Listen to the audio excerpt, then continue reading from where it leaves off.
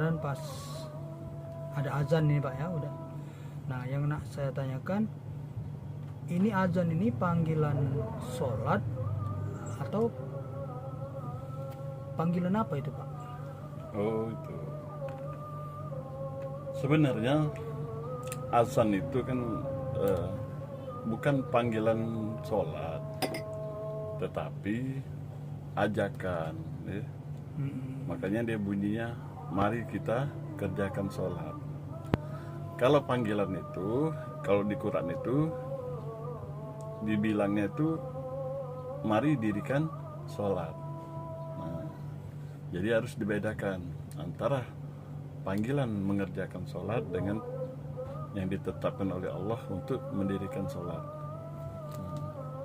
Itulah sebabnya sholat itu kalau di dalam Quran di surah Al-Baqarah 239 ya, itu dijelaskan kata Allah, jika kamu dalam keadaan takut maka sholatlah. Itu. Jadi sholat itu dibagi menjadi dua. Ada sholat sambil berjalan dan ada sholat yang berkendaraan. Ya, itu kalau memang benar dari Allah. Nah, bagaimana kita mau sholat sambil berjalan? Kan selama ini kita tahu sholat itu ada tata tertibnya, ada rukun 13 yang mengaturnya. Berdiri tegak menghadap kiblat, terus takbiratur, nah itu. Dan seterusnya.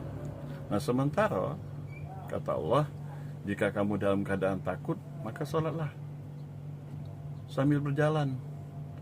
Bagaimana kita mau mengikuti rukun 13 itu kalau seandainya kita sholat sambil berjalan, apalagi sambil berkendaraan, ini kan?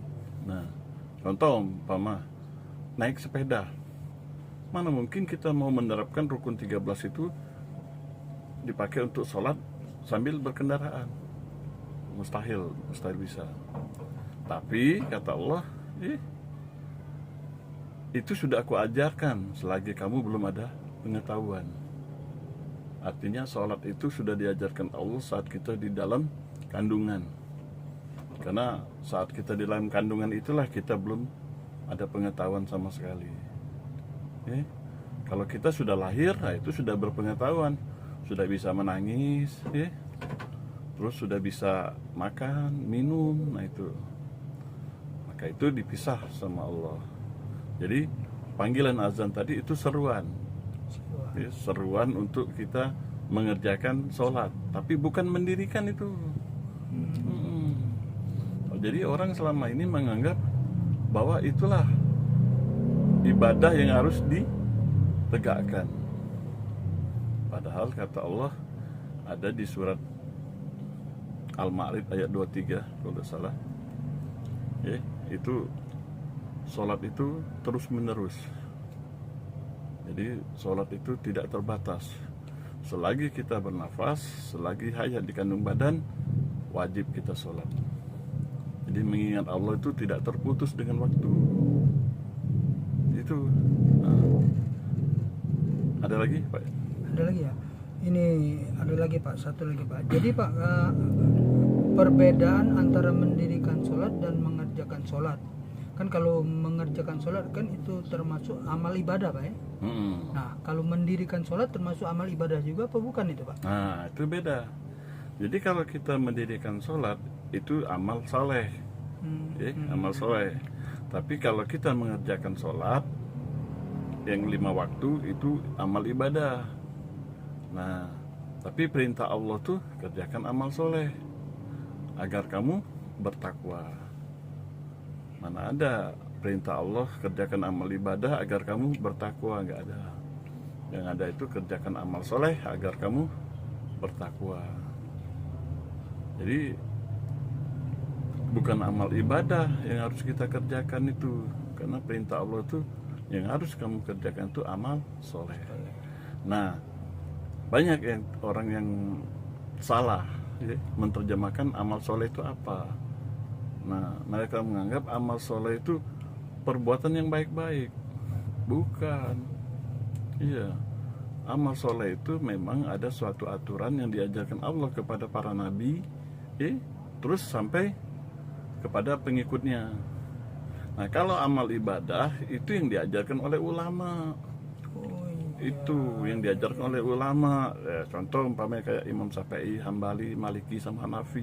Nah, mereka mengajarkan amal ibadah.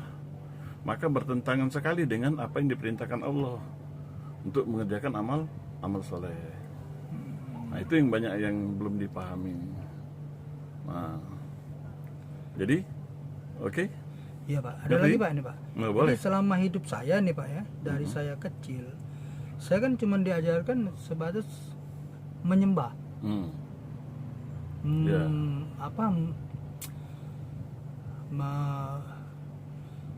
Menormalkan menyempurnakan bacaan sholat dan menyempurnakan gerakan sholat. Nah, sementara sampai saat ini saya belum tahu sholat yang sebenarnya itu sholat yang mana itu Pak. Oh, Nah, gitu. itu Pak. Coba kalau kita buka di Al-Quran ya, di surat Maryam, itu Nabi Isa pun diperintahkan Allah untuk mendirikan sholat dan menunaikan zakat. Jadi kalau sholat itu seperti yang kita kerjakan 5 waktu ini, apakah Nabi Isa mengerjakannya? Kan tidak. Nah, itu. Jadi artinya ada sholat yang diperintahkan oleh Allah, yang diperintahkan kepada seluruh nabi, dari Nabi Adam sampai ke Nabi Muhammad. Nah, sholat ini yang harus kita tuntut, ya. Perlu kita belajar, cari gurunya, cari guru mursyid yang benar-benar tahu bagaimana cara mengerjakan sholat yang diajarkan oleh